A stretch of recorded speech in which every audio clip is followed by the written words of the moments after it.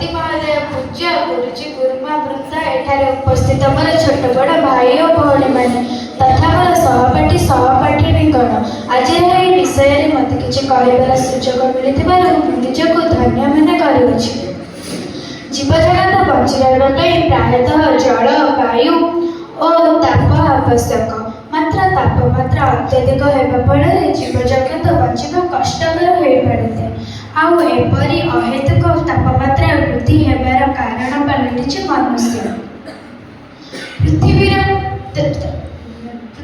तापमात्रा नियंत्रण कराइबारे वृक्षलता, अंगारकाम्ल गैस, जलीय बाष्प, ओजोन गैस और कलकारखाना निर्गत गैस इत्यादि।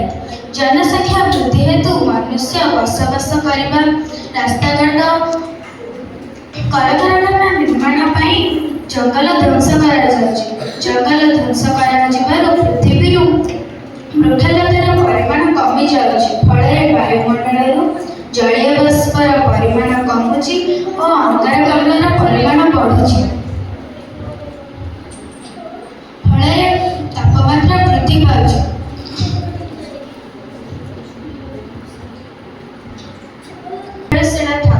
उद्भिद जगत और प्राणी जगत गोटे मुद्रार दुईटी पार्श्व परि केही कहा बिना दृष्टि रही पारिबे नाही।